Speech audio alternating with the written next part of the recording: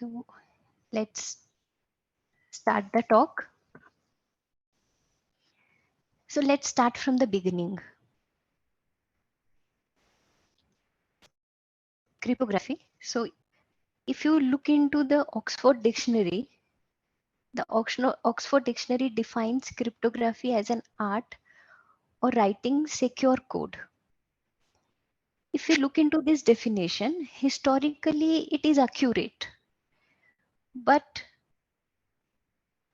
today, in today's era, if you look into this definition, it's incomplete. It does not cover a wide range of cryptography that it offers us, including its scientific foundations. Like now in modern era, cryptography offers us a mechanism for ensuring integrity, techniques for secure exchanging of secret keys, electronic voting authentication techniques, and even cryptocurrency. It's a lot more, so on and so forth. So it offers, so the definition the Oxford Dictionary gives us looks incomplete today. It is more than just secure communication. And the applications that I have just mentioned to you, it has all come, or it has all developed due to a striking paper that came in 1976 by Diffie and Hellman. They have published a paper named New Directions in Cryptography. They have introduced a revolutionary concept in that paper called public key cryptography. Due to that concept, whatever we see cryptography has developed due to that paper. And to mention the most striking development is its adoption. Like historically, if we see, cryptography was mostly used by military and intelligence organizations. But however, cryptography is everywhere today. Knowingly or unknowingly, we are using cryptography. Like now we are having an online lecture, we are using cryptography here. Our communication is secure. So just in short, cryptography has gone from a heuristic set of techniques for secure communication to a science. Earlier it was, as the definition says, Oxford Dictionary definition says, it is an art. Earlier it was an art, but after 1976 it has developed rigorously to a science, and it has studied so much that it is giving us so many applications. All right. So let us now see what is an encryption. The two most important primitives of cryptography is, one is encryption system, right? The crypto system, encryption algorithms and decryption algorithms, and another is digital signature. These are the two most important cryptographic primitives. What is an encryption? Now whenever I'm talking about crypto system or encryption algorithm, I'm focusing towards public key crypto system. All right, and my encryption is also public key encryption algorithm, but not symmetric key encryption and symmetric key crypto system, where public key and secret keys are same in symmetric key crypto system. I'm dealing with whatever, whenever I say crypto system in this talk, I'm mentioning to public key crypto system, where public key and secret keys are two different keys. Public key is used for an encryption algorithm and secret key is used for decryption algorithm. So encryption algorithm takes the plain text, it takes the plain text as input and the public key as input, and it outputs ciphertext.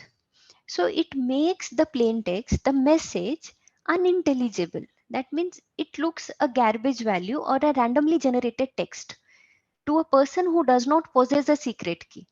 Ciphertext looks a random looking string to an entity who does not possess a secret key. So an entity who possesses a secret key, which that entity will run the decryption algorithm, it will take the ciphertext as input and secret key as input. It will run the decryption algorithm and it will make the unintelligible looking string to a meaningful text, plain text, which was actually encrypted using the public key. This public key and secret key are related to each other. So in any public key encryption algorithm, the first algorithm is the key generation algorithm. That algorithm will generate the public key and the secret key. Public key is made public and secret key is kept secret to the correct user. So this is encryption. Next is, as I mentioned, the second important primitive is digital signature.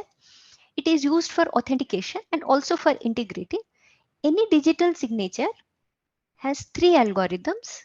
The first is key generation algorithm. It will generate, the key generation algorithm will generate the signing key and the verification key.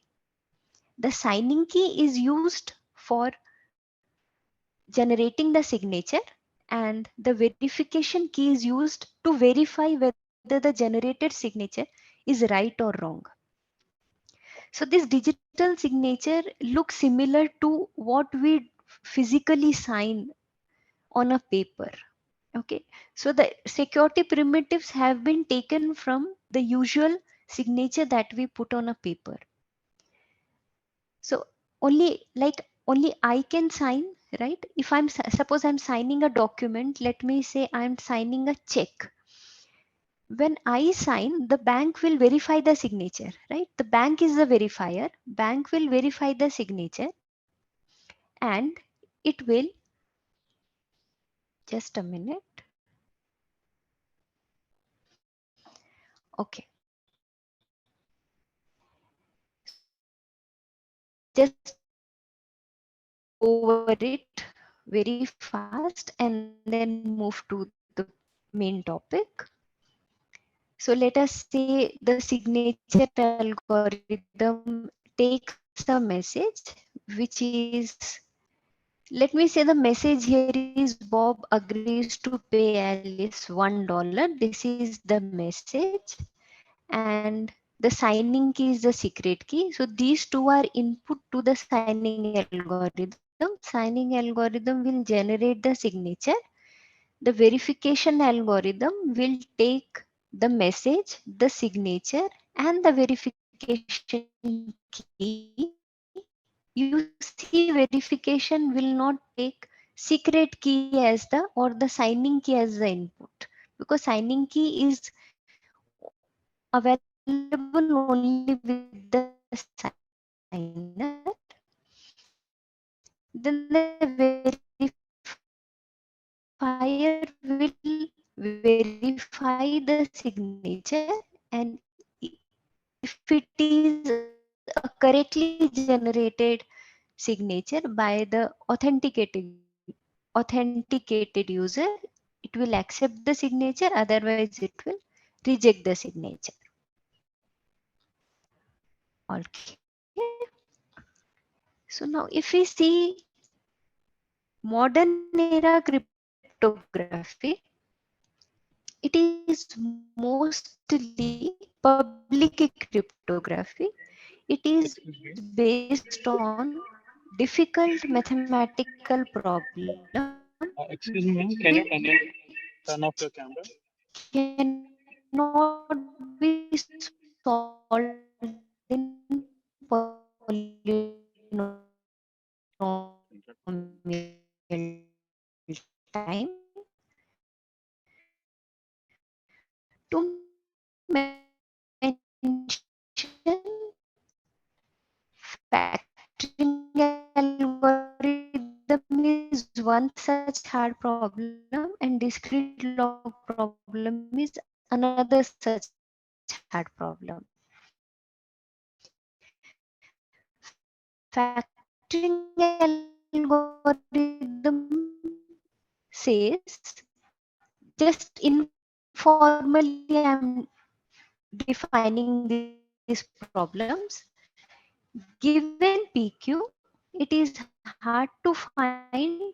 the integer factors involved in the number PQ. That is a factoring problem. Given PQ, it is hard to find PNQ. Yes. Okay. Okay.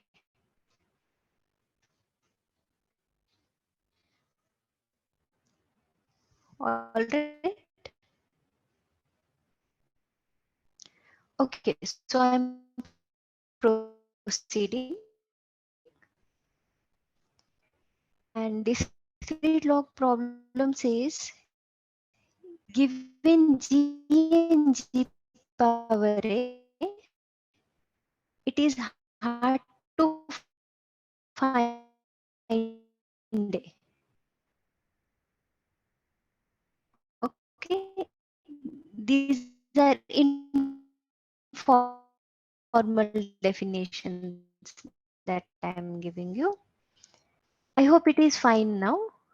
Meenakshi ma'am. right? Hello. My camera is off. Is it Hello, okay? ma'am. Ma'am, please. Ma'am, we are not receiving properly your voice. Can you please check your internet connection? Two hard problems. One is factory. The product is given to you. You need to find the factors. Now it's fine. Please connect with a proper internet.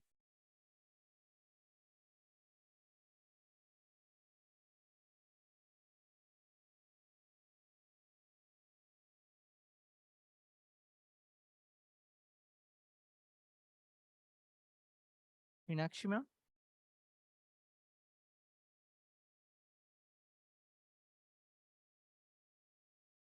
Ma'am. Yes, ma'am.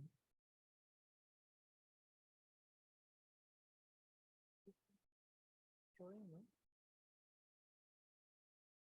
I'm the top. Once.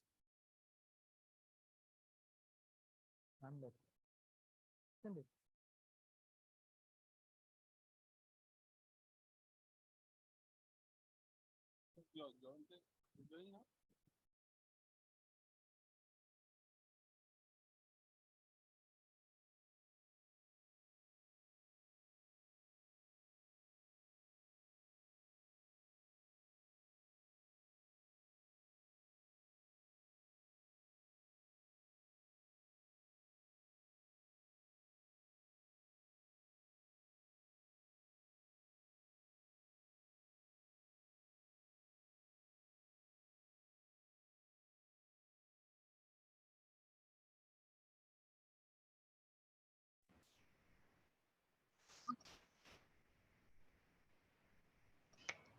Am I audible now? Yes, ma'am. Okay. Can you see my screen as well?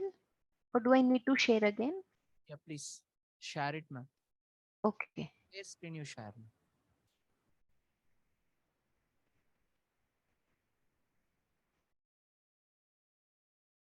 Thanks, ma'am. Yes, ma'am. Okay now? Yeah, Yeah. yeah. Yes, go ahead. Thanks. Okay. So we were discussing actually the hard problems on which current crypto system is based on. Current crypto system, public key crypto system is based on factoring problem, discrete log problem, or their variants. So what is a factoring problem?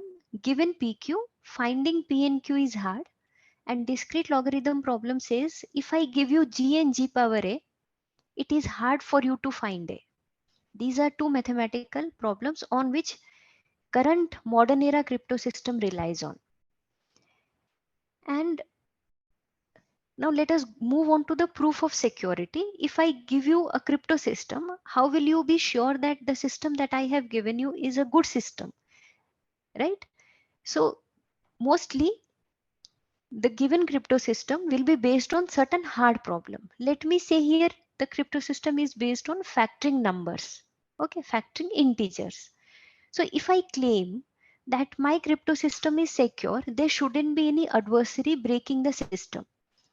So how my proof of security goes on, I assume in a contradictory way that there is an adversary to my encryption algorithm.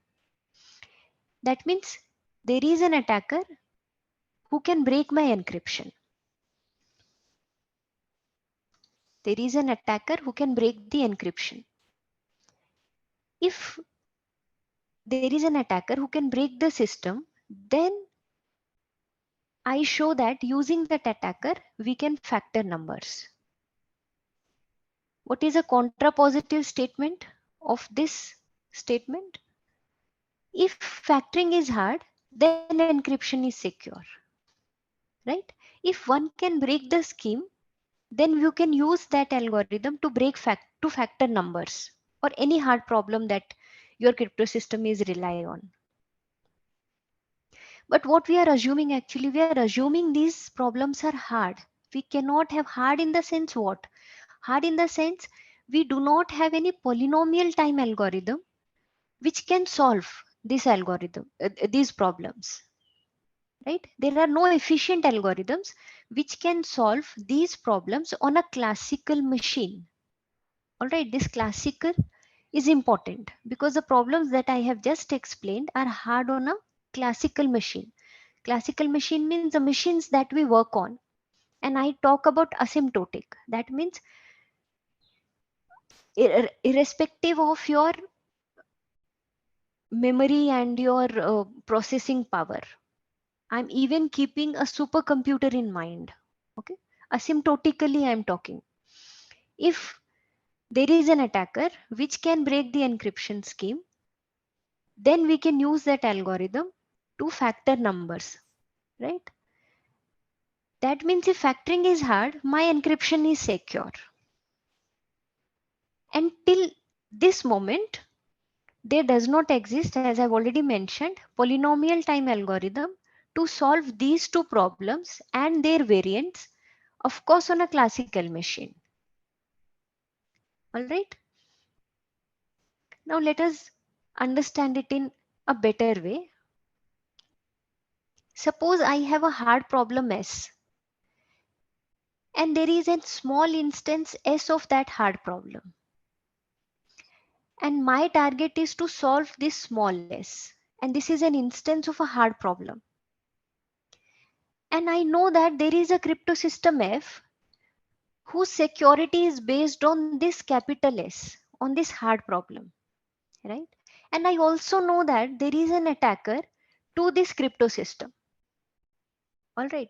So what I do is I try to use this attacker to solve my problem.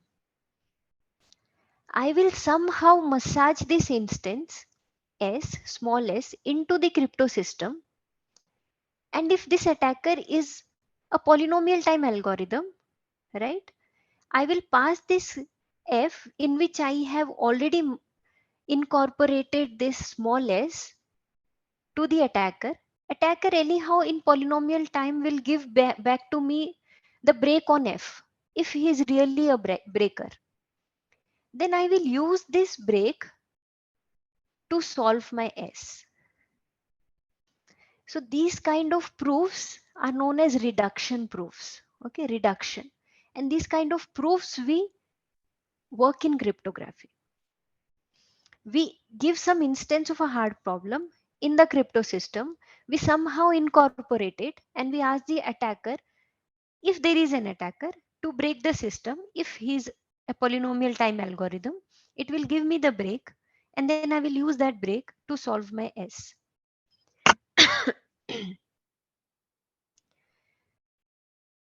So this attacker is normally modeled as classical computer. That means this attacker has access to a classical computer. What if the attacker is quantum? What if this attacker has access to a quantum machine? Will my crypto system still be secure? Will my crypto system that are based on factoring integers or solving discrete log problems still remain hard on a quantum machine? And unfortunately or fortunately to say, it is not secure. And it is due to Peter Shor, who has published a paper in 1994 in which he has given a polynomial time algorithm which can factor integers. But the algorithm uses quantum properties. So it is a quantum algorithm. That algorithm will not help to factor integers on a classical machine, right? It is a quantum algorithm which can factor integers in polynomial time. When I say efficient means in polynomial time. So basically, if we look into the algorithm that Shor has provided us, it has two parts. One is a classical part and one is a quantum part. Quantum part is finding the period of a function. There are very good algorithms, quantum algorithms, which helps us to find period of a function. And that algorithm, that idea is used by Peter Shor, and due to that idea, the integer factorization problem has been solved in polynomial time on a quantum machine. Not only integer factorization problem, in this paper he has even given the idea or the algorithm to solve discrete log problem. Okay, so both the problems that I have mentioned, factoring and discrete log, both are no more hard on quantum machines due to Peter Shor, due to an algorithm given by Peter Shor. So now the next question comes, is this threat really real? And I can say yes, there are many companies, those who are trying to build quantum computers, and some of them have even reached quantum supremacy. They have tried testing quantum computations, but till now we do not have a full-fledged quantum computer, and I do not know, it may take another 10 years or 20 years, or we may see quantum computer in another 5 years. We do not know.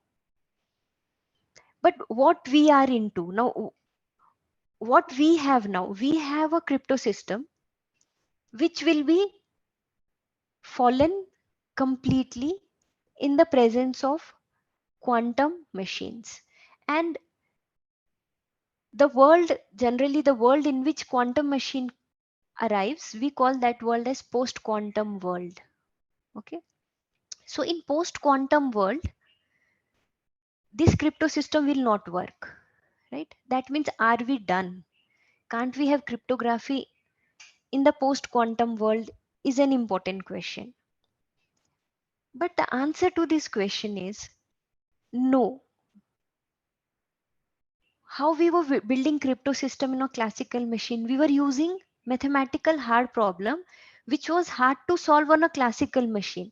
So the obvious answer to the question is, you take those mathematical problems which even quantum do not provide any extra additional advantage, right? And we all know mathematics is rich and very humble to human being. It gives us such hard problems which are even difficult to solve on a quantum machine, right? And the cryptography constructed using those mathematical problems which are hard even by quantum computers to solve, that cryptography is known as post quantum cryptography. So post quantum cryptography and quantum cryptography are two different notions. Okay, quantum cryptography uses quantum properties, in the sense, quantum machine, it's a cryptography on a quantum machine. But post quantum cryptography we can even run on this classical machine. We do not need quantum infrastructure for post quantum cryptography. And you see, as I mentioned, you need new difficult hard mathematical problems which are hard on quantum machines, right? And there are families of such problems. And so we get families of post quantum cryptography.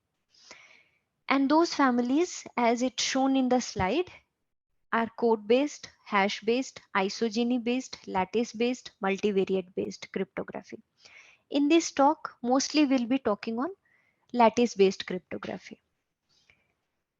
So before moving into the lattice-based cryptography, let us see how much harm does a quantum machine gives us on cryptographic algorithms. AES is a well-known cryptograph. It's a well-known cipher which is used today, but it is not a public key crypto system, but it is a symmetric key cipher. Okay, that means secret key and public key are same here, and it is used for encryption.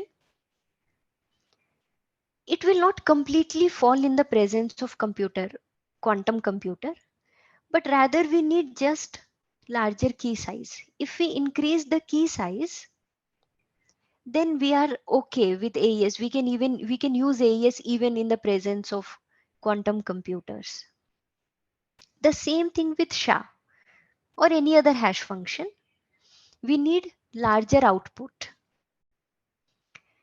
Now, if you see the public key systems, that is RSA or elliptic curve, RSA is based on integer factorization, and RSA is basically used for encryption, signatures, key establishment, and all. You see these two public key crypto systems completely false on the arrival of quantum machines. RSA and elliptic curve cryptography will completely collapse. So we need an alternative, as we have discussed.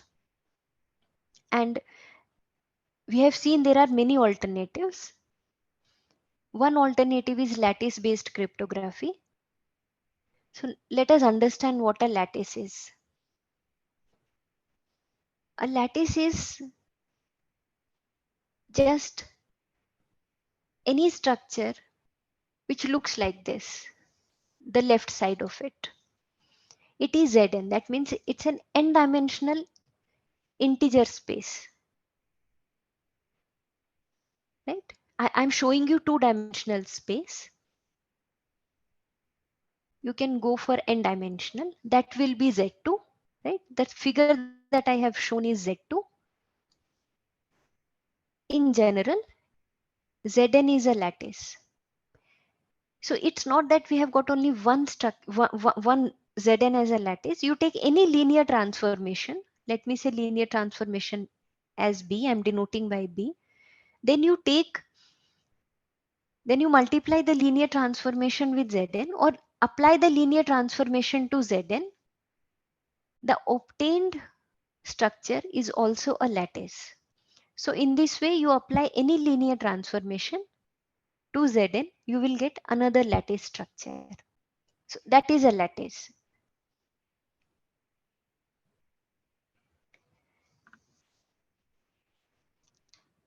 The first hard problem in lattice is shortest vector problem. Shortest vector problem says, if I give you a lattice, right? These dotted green dots is the structure, lattice. Now I'm asking you to find a vector bx whose length is the minimum.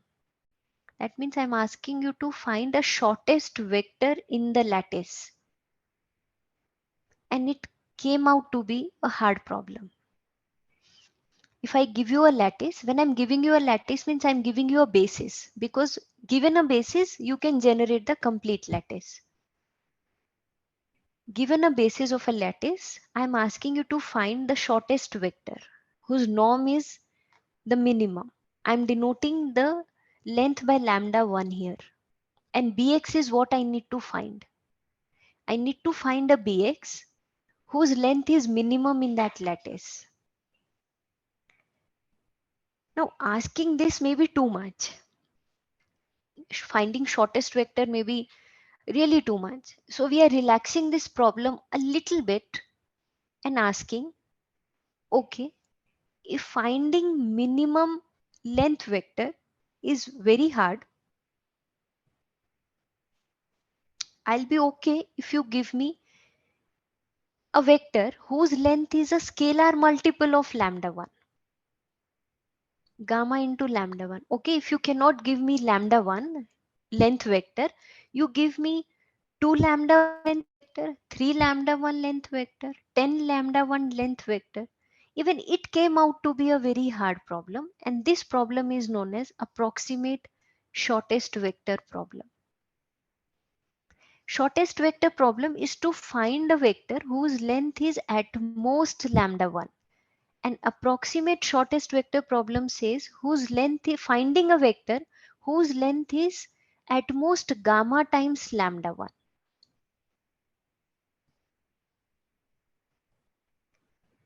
Next is the closest vector problem. It says if I give you a lattice and I'm also giving you a target point, this target point T. Okay, this target point T need not be a lattice vector. Okay, this need not be a lattice point. It is any point in the space. So given this T, I am asking you to find out the lattice vector which is closest to T. That means I'm asking you to find a lattice vector, right? And whose distance from T is minimum. That means if you take any other lattice vector from the space, that distance will be greater than bx minus t. If you give me some bx1, right, and if bx is the closest vector to t, bx1 minus t will be greater than bx minus t, and this is true for all x1. Any other vector is far to t compared to bx.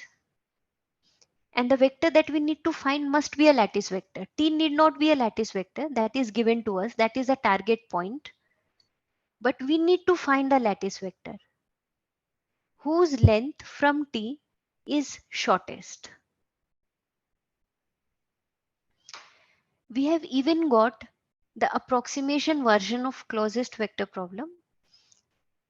Okay, you cannot give me the closest vector, but you give me a vector which is not so far, but it is at most gamma times mu distance from T,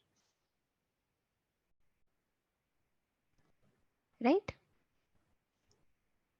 If not the shortest or the closest one, at least the approximated closest vector if you can give me, I'm okay with it. But these two problems, that means closest vector problem and approximate closest vector problem, have come out to be a hard problem. That means we do not have polynomial time algorithm to solve these two problems. Just like shortest vector problem and approximate shortest vector problem. The next hard problem is shortest independent vectors problem. It says given a lattice, we need to find n linearly independent lattice vectors whose length is at most lambda n.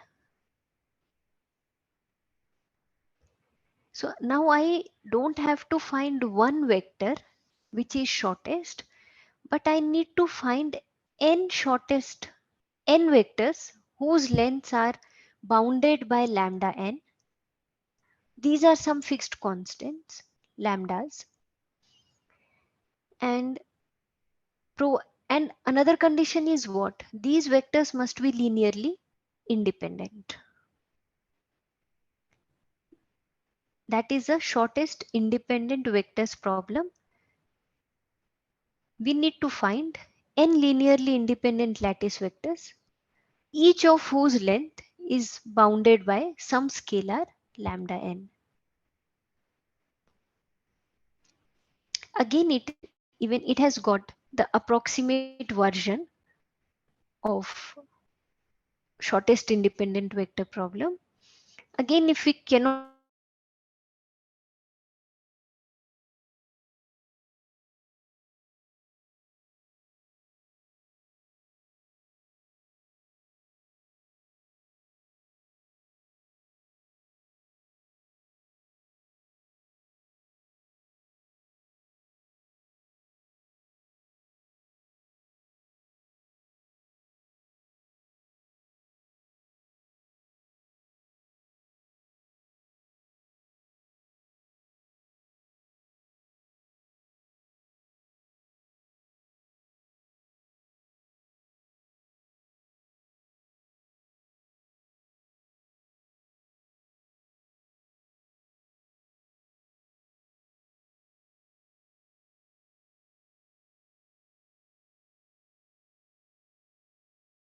Ma'am?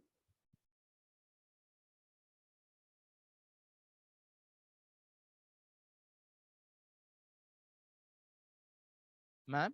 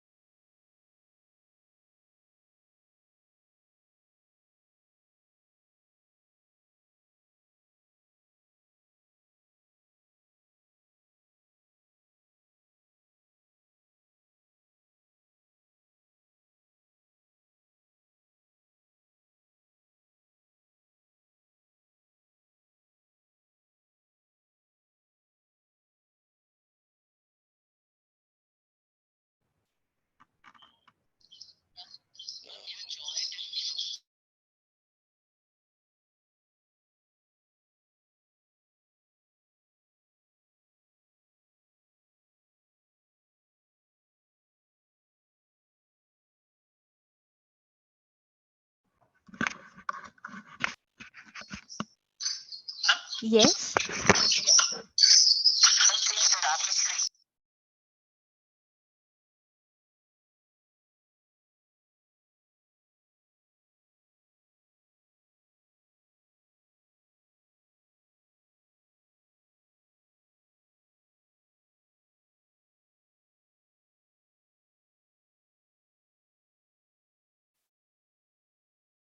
Is my visible? Yeah. Okay. Let's proceed. So give me an. Can you give me an idea?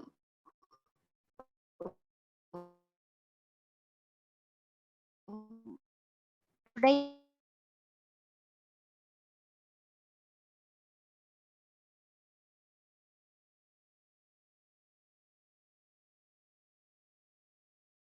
Okay. Let me just give a recap. We were looking into hard problems, shortest vector problem. Am I audible clearly or? Yes, ma'am.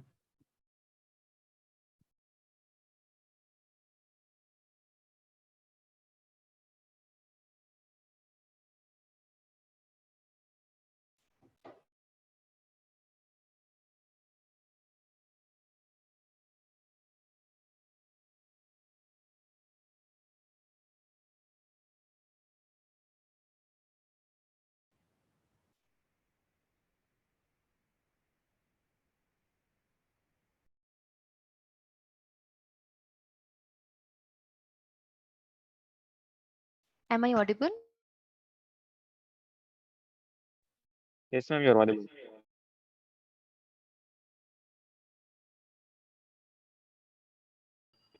Ma'am, can you share your screen? Oh, Yes, I already shared the screen. Just check it. I'm again yes, sharing. ma'am. I've again shared. Is it okay? Yes, ma'am. Okay, so now let's proceed. So we were discussing shortest vector problem.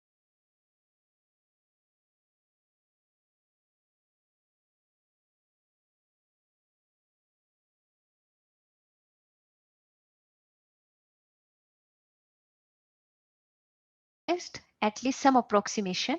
Even this came out to be a hard problem. Point.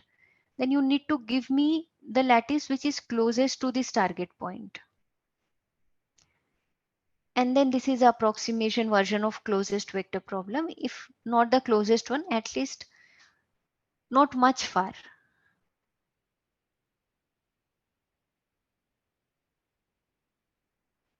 And then the shortest independent vectors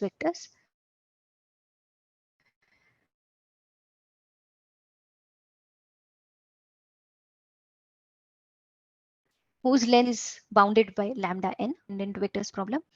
The length of each vector is again bounded by some gamma into lambda n. So we have discussed so far that these problems are worst case problems, and we do not need worst case problems to build cryptography. We cannot build cryptography on worst case problems.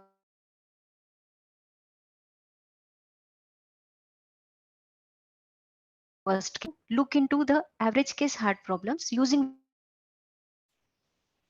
let us look into the geometric view of the lattice trapdoors. Given a lattice space, we have infinitely many bases, right? Now, in this picture, we are looking at a lattice space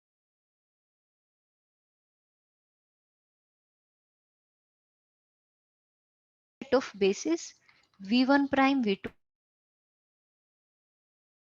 v3 prime. If we see, these v1 and v2 are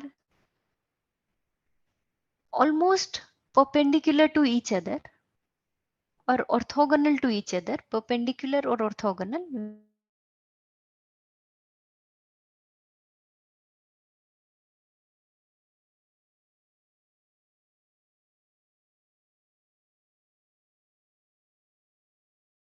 are very skewed, right? They are far more compared to V1 and V2, right? So this is an observation from this slide. First is, given any lattice, we have infinitely many bases. So one set of bases I'm showing in this picture is B1, and another set of bases is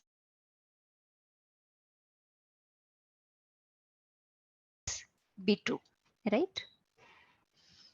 Okay. Now suppose I take this basis. That means this is V1 and this is V2. Right? This vector is V1 vector and this vector is V2 vector. Now I slice my space with respect to this V1 and V2. Right? I'm slicing my space with respect to V1 and V2. So they are forming parallelepipeds. Now with respect to, you see, I have two bases, V1 and V2. With respect to V1 and V2, this is a slicing. Now what is another set of bases? I have V1 prime and V2 prime. With respect to these bases, V1 prime and V2 prime, if I slice the space, it looks like this, right? This basis gives me this parallelepiped, and this V1 and V2 gives me this parallelepiped.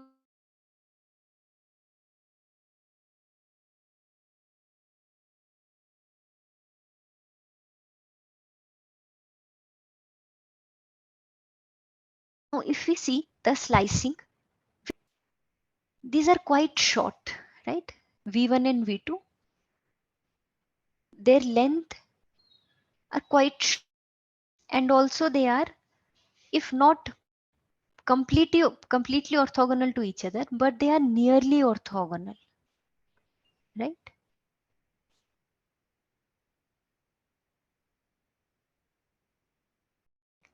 And the bases which satisfy, I'm just giving you a view, a notion to think for. Quite short and nearly orthogonal are good bases. We call those bases as good bases.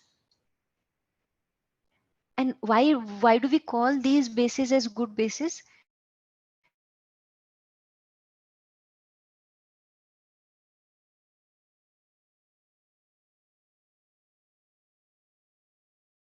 Because they are solving the closest vector problem. In this good basis slicing. Okay, what is closest vector problem? I give you a target point. You need to give me the closest vector bx, and bx minus t. The distance between bx and t is at most mu. Right? This is what this mathematical equation says. The distance between the bx vector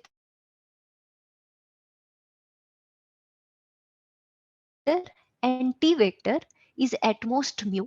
That means bx is not much away from t. It is just mu times away from t. Suppose this is my target point, right? This is given to me, and this v1 is given to me. I can slice my space in this way, and I'm also given this t. Now what I do, I take this particular slice, right? This particular slice if I take, and I just take the point which is in my parallelepiped. This is one parallelepiped. I take the point which is in my parallelepiped, and that point will be the closest point that I'm looking for, bx. That means if I'm given a good basis,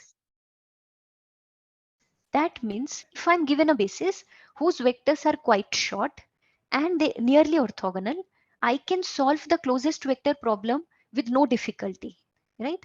The closest vector problem that we have seen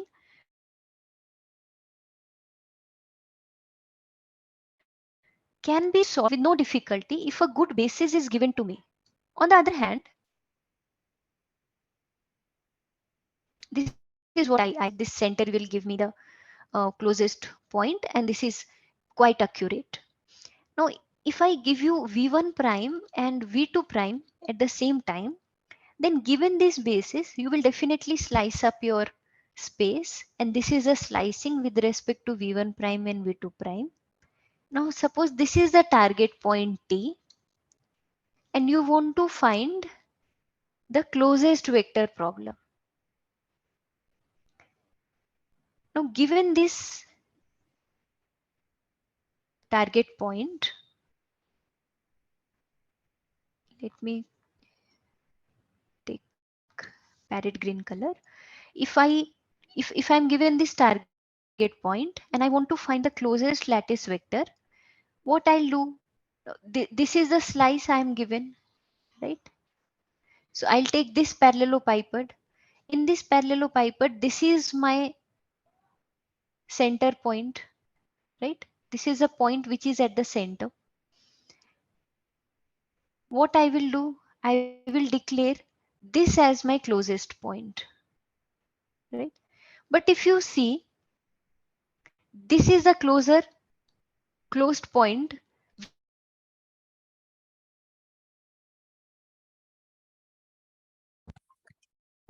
the center of the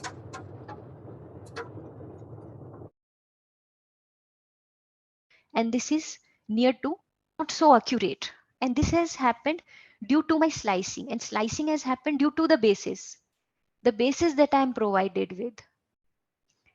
So the basis that I am provided with is not so good to solve closest vector problem, right?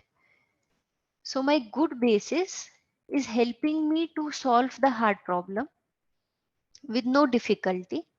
It will give me pretty or quite good accurate answer. At the same time, bad basis will give me a completely wrong answer. So now with this observation, what we can think, how to use this in cryptography? Why am I explaining all this, some mathematical concepts and geometric views I'm giving you? This is due to the fact that this bad basis we will use as public keys. We will use this bad basis as the public keys and good basis as the secret keys.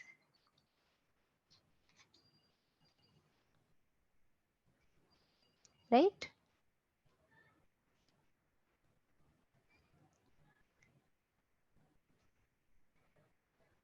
Okay, now we need to proceed to the average case hard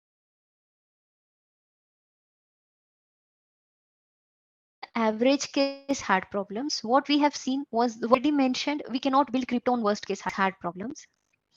And we have, right, with these geometric views using lattice, we are getting some ideas of good basis and some ideas of bad basis. That means idea of public keys, what can be public key and what can be secret key. And we have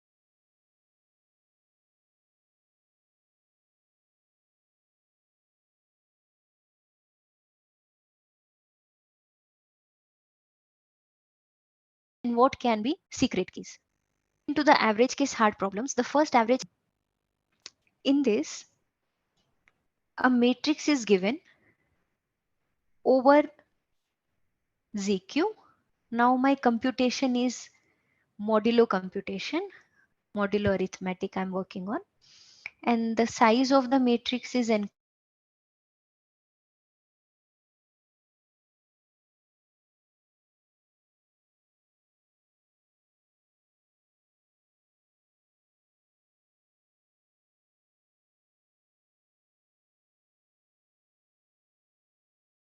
cross m. Cross m, q, m and n are, m is omega n log q, a vector x such that x is equal to 0 mod q is a hard problem. If I do not mention this short integer solution problem, it says we need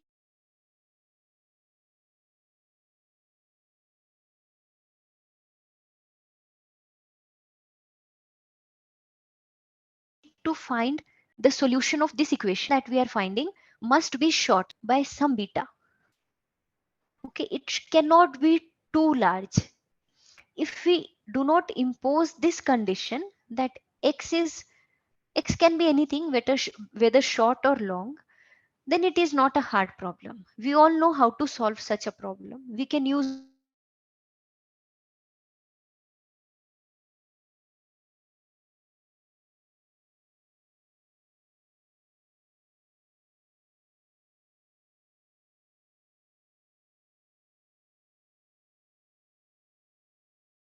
and we can solve this problem directly. We can use Gauss elimination, and we can solve this system of equation. We can solve it using Gauss elimination. Comes from the fact short, whose length must be that makes the problem hard. And also,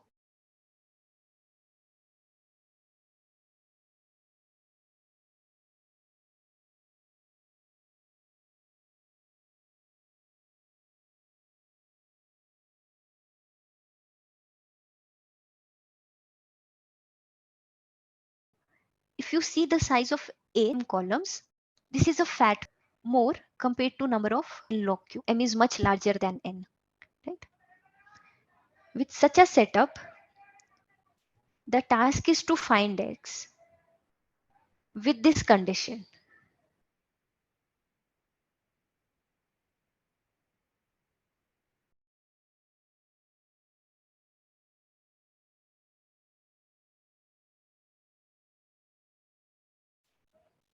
This problem is, in short, we call integer solution problem. Given a matrix where columns are much more than number of rows, we need to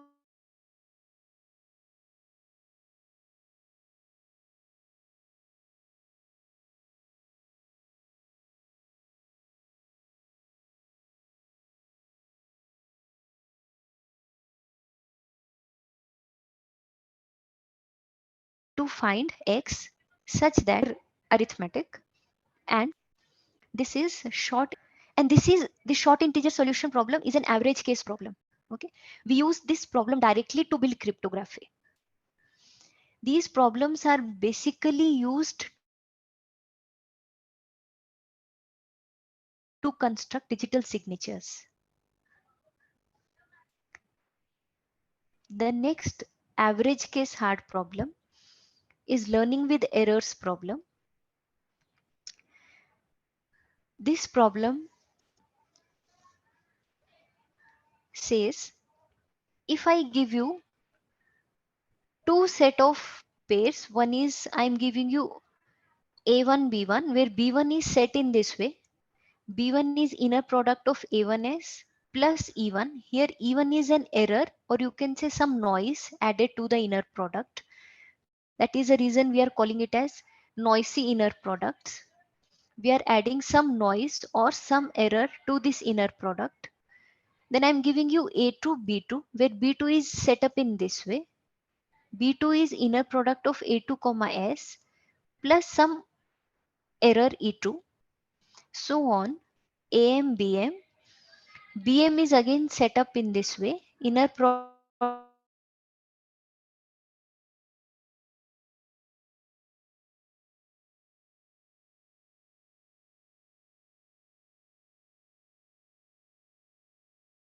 some error E2, product of AM comma S plus some error throughout AIs and BIs only.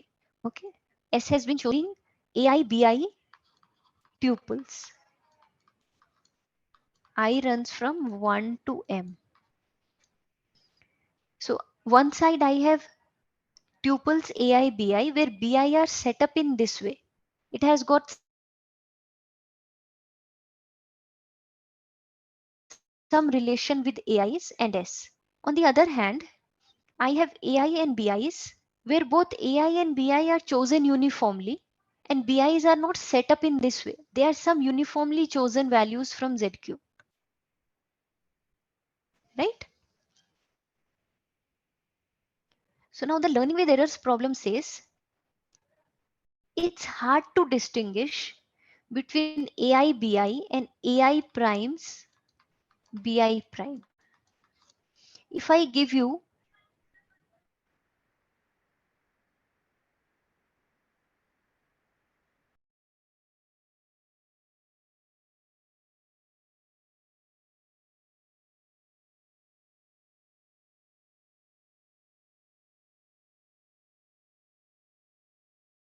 set of pairs AJ BJ, then it's difficult. I have given you pair which looks like which or looks this way from the right hand side. That means uniformly chosen or BIs are set up in this way.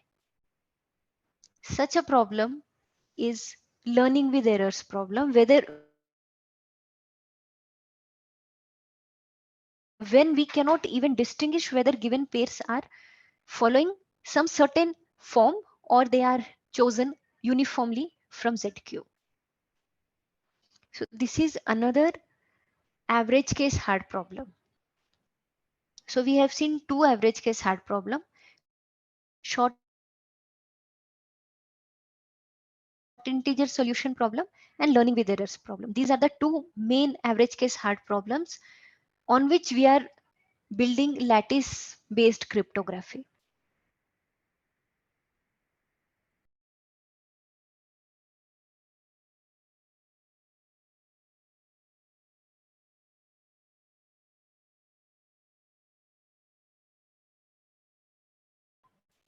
And these learning with errors problem are used basically, I mentioned SIS is basically used to construct encryption schemes.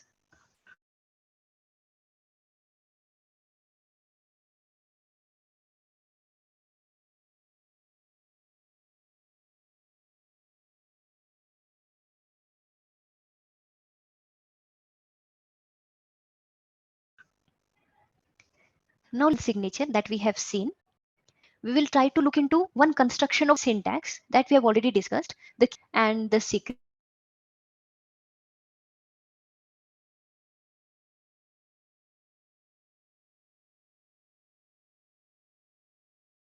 The secret key and the message. The signing algorithm will take the signature sigma, the verification algorithm, and it will output either 0 or 1. 0 means verified, 1 means verified not.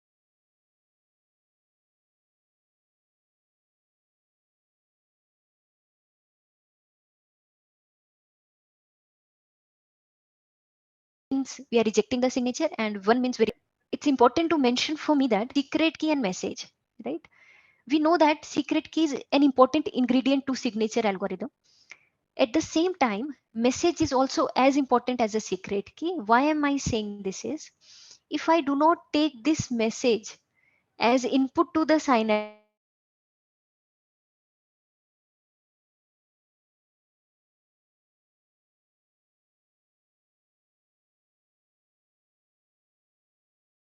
algorithm will take the message and verify it algorithm. Then what do we have? We have the secret key. Computed sigma is independent of the message. There is no input of the message. When there is no input, that means in signature algorithm, we are not using message at all. So this signature sigma will work for any message. So once I give you the signature sigma, you can forge it anywhere you want it, because this is independent of the document that I have produced, right? It is like I have given you signature on a blank check. You can fill as much as you want. So in the message in input is as important as a secret key. Otherwise, one signature will work for all the documents. Or something like if I give you signature on a blank page. So this is a syntax of any digital signature. The correctness requirement is if signature has been generated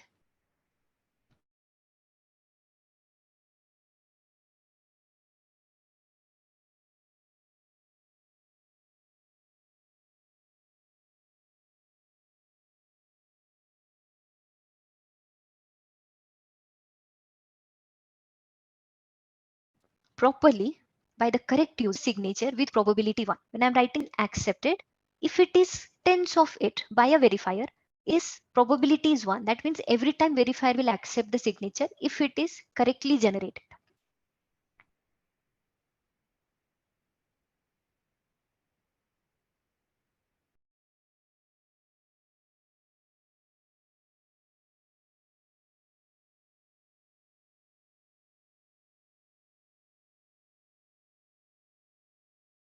Right?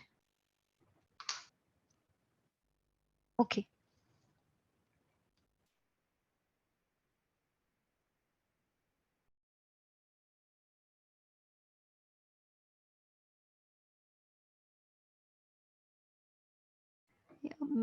Yeah, am I not or you, if you have any query?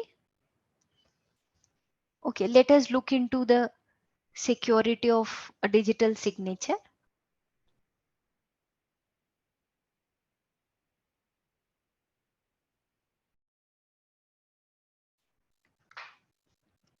The first is existential forgery and another is strong existential forgery. Suppose we have given mi sigma I tuple and I am given q number of such tuple m1 sigma 1, m2 sigma 2, so on mq sigma q. Now target of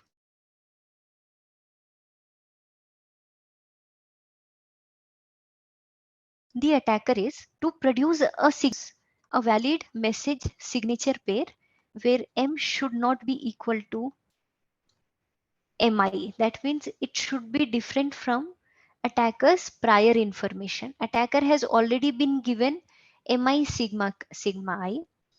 Now if an attacker can produce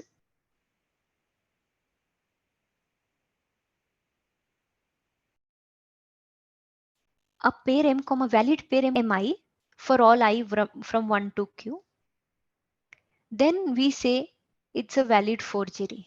There is an attacker to the digital signature. If an attacker cannot produce, then we say the digital signature is secure against existential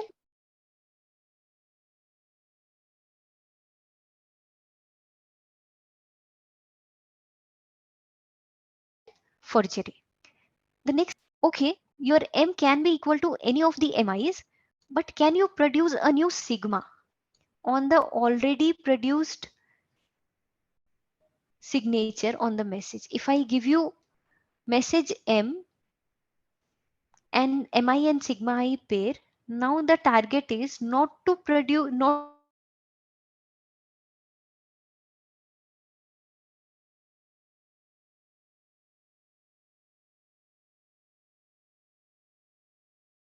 to take a new message, but to produce known message mi. This is attacker can produce such m sigma prime pair,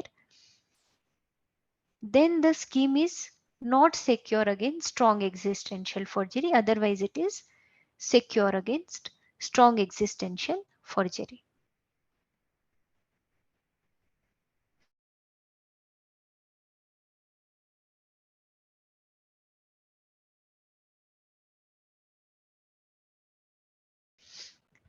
Okay, now let us. This is known as crystals dilithium, and it is actually a finalist of the NIST competition, post quantum cryptography standardized competition. The version that we are looking into is a simplified version of crystals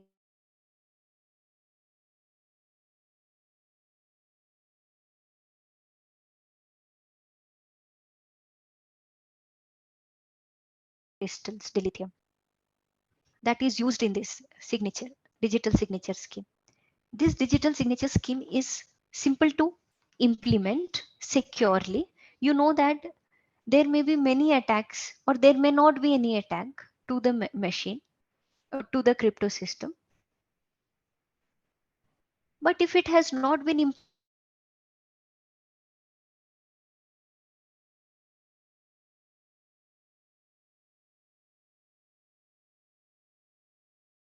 implemented correctly, then there may be an attack. Also depends on its implementation. If it has not critically, it is very secure. But if it has not been implemented securely, then we may break our security.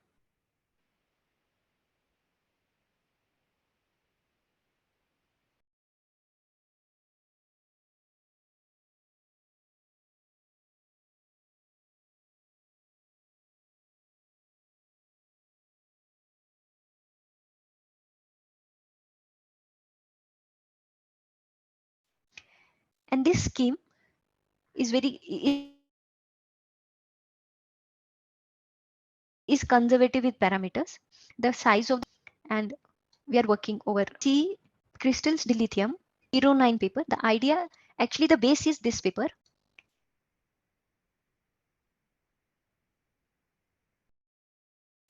And it has also got resemblance from GLP-12 paper and BG12 paper, BG14 paper. This crystals dilithium uses rejection sampling and it uses uniform distribution.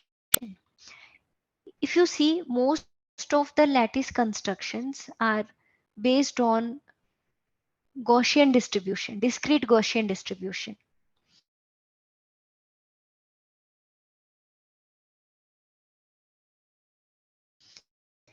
But that means it will be used everywhere,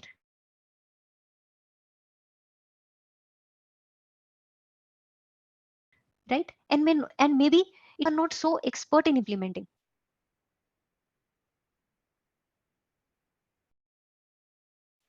Right? And then there will be a security flow, as we have discussed. If it has not been implementing discrete Gaussian, may be little troublesome to maintain security. For that reason, you see crystals dilithium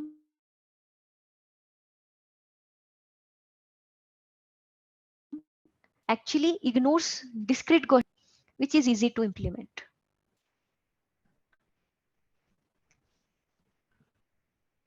This is the signature scheme.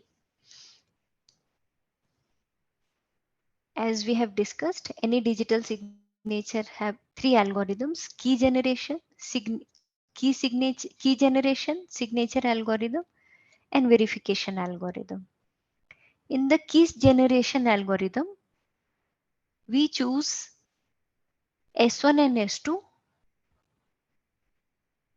whose lengths are small from a polynomial ring. We choose A from a polynomial ring and we compute T. We take it as A S1 plus S2. We take this combination and we declare public key as A comma T are the public keys and secret keys are S1 and S2. Now the signature algorithm will take the secret key as input and the message, and it will compute the followings. Firstly, it will pick Y1 and Y2 from the ring RK. Then it will compute C, which is the hash of AY1 plus Y2 comma M. And it will set Z1 as S1C plus Y1. Y1 has been chosen uniformly and C has been computed using hash. That means the security also relies on how good hash function we are using. Z2 is S2C. S2 you see, S1 and S2 are secret keys. And secret keys are used in signature algorithm.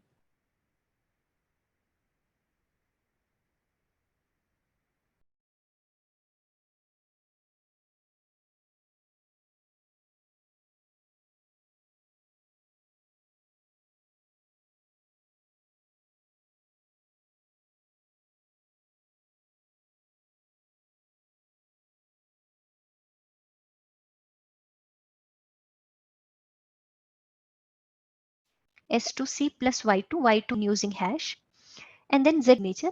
But we run some rejections Z2. If Z1 and Z2 sigma is Z1, Z2, CM, otherwise we satisfy certain criterias, then we again go set Z1 and Z2 and then check for the criteria. Again, if they are not satisfying it, again repeat this process. Pick new Y1, Y2, compute new C, and then set Z1 and Z2.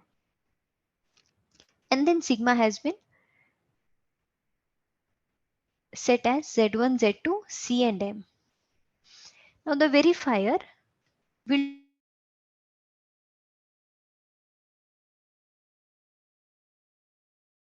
verification. Am I audible? Is it fine? Can we proceed? Yes, yes. We can. Okay. So we were discussing a digital signature, which is based on lattice based hard problem. And this digital signature is actually a standardized is one of the standardized in an NIST post quantum standardization competition. And what we are looking into is a simplified version of it. So in the first algorithm, that is the key generation algorithm, we choose two elements from the ring whose length is small. We also choose another element from the ring A. We do not have any condition on A that it has to be short. And we compute T, which is AS1 plus S2. This A and T is made public, and the secret keys are S1, S2. So in the signature, we'll make use of S1 and S2. As we know, signature algorithm takes secret key as input. So we pick Y1 and Y2 and we compute C, which is hash of A Y1 plus Y2, which is newly picked here, Y1 and Y2. And A we are receiving in the public key and secret key both. You have A. And this is a message that the signer is signing. So message is incorporated here in the hash. We hash all this value and let us call that hashed value as C. And then we are setting Z1 as S1C plus Y1. S1 is a secret key. And Z2 as S2C plus Y2 and S2 is a secret key. And we are just not outputting Z1 and Z2 as it is. We are running rejection sampling on Z1 and Z2 to make this Z1 and Z2 look independent of the secret key. For that reason, we are running rejection sampling on it. If Z1 and Z2 do not satisfy certain criteria of rejection sampling, we again repeat the process. We go again and pick Y1 and Y2. We compute C. We set Z1 and Z2. And then we check whether Z1 and Z2 follow under those criteria or not. If it is not following, again we repeat the process. Right? Once they fall into that criteria, then we output sigma. Sigma is the signature. I'm denoting the signature as sigma. Sigma is equal to Z1, Z2, C and M. You see, C is also a part of the signature. So the security of signature is also depends on hash function, how good hash function we are using. And then the verifier will verify the signature sigma with the help of the public key and the message M. The first check that verifier will make is whether Z1 and Z2 that he is receiving are low norm or not, whether they are small or not. If they are long, then he rejects the signature. The second verification is whether C is equal to hash of A Z1 plus Z2 minus C is equal to M or not. If it is not C, then it will again reject the signature. You see why it is working. You see hash of A, what is Z1? It is S1C plus Y1 plus Z2. What is Z2? S2C plus Y2 minus TC comma M. So what do we have? We have A S1 plus S2. If I just algebraically simplify it, simple algebra, A Y1 plus Y2 minus TC comma M. Now this value is T, right?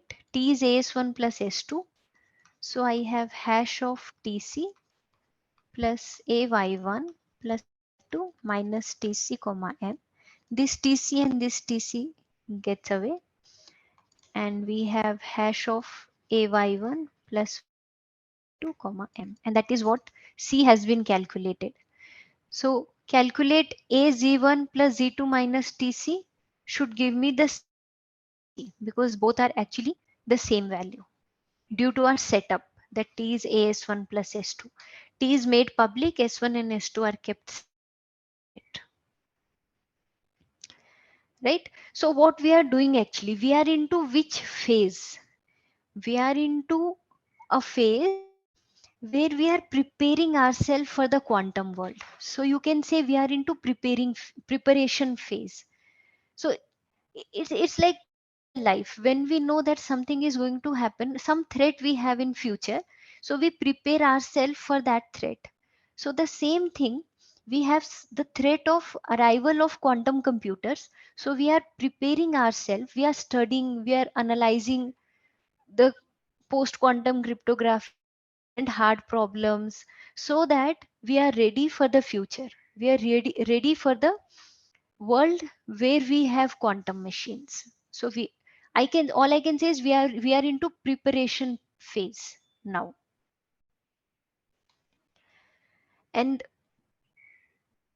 maybe one question may arise, why do we need now cryptography from lattice? The one motivation we have already seen, that we are preparing ourselves.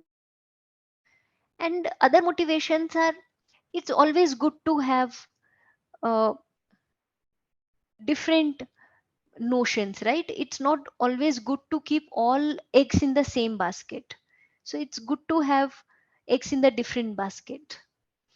So that is one motivation. And it's good to remake old cryptography, right? And also,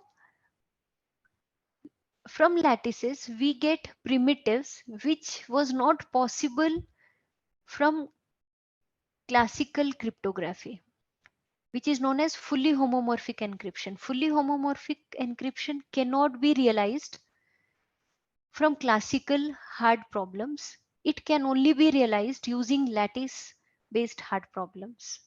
So this is another motivation. Lattice gives us something new, that is fully homomorphic encryption. What fully homomorphic encryption is, if I want to compute something on my data, and if my data is sensitive and also huge, that means I do not have that much computation power. I want some cloud to compute on behalf of me. At the same time, I cannot give the data as it is to the cloud because my data is sensitive. So the idea here is, I encrypt my data. Let me say my data is X. I encrypt my data, and when I give the encrypted data to the cloud, now cloud will compute on my encrypted data in such a way that I get back encryption on the computation that I want to make. So I know the secret key, right? Cloud is encrypting with respect to my public key. So I can decrypt this encryption f of x, and I will get back f of x. So I have computed f of x without compromising my data, and even without having a good computation power. So that is the power of fully homomorphic encryption. It is an amazing primitive, and it can only be realized using lattice based hard problems. Using other hard problems, we have not yet realized it. That is all I wanted to say. Now, if anyone has query, they may ask their query.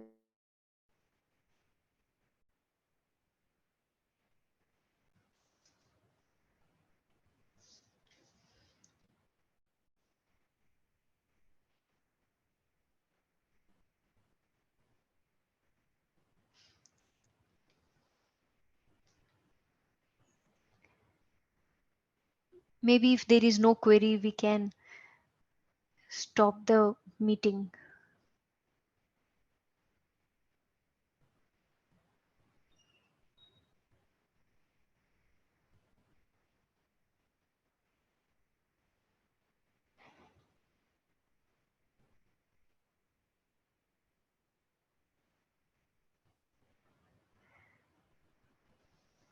Ma'am, no doubts, ma'am. Okay, then shall we close the session? Thank you, ma'am, for this elucidating talk. We appreciate you taking time out of your busy schedule. Thank you. Thank you so much. Bye bye. Thank you.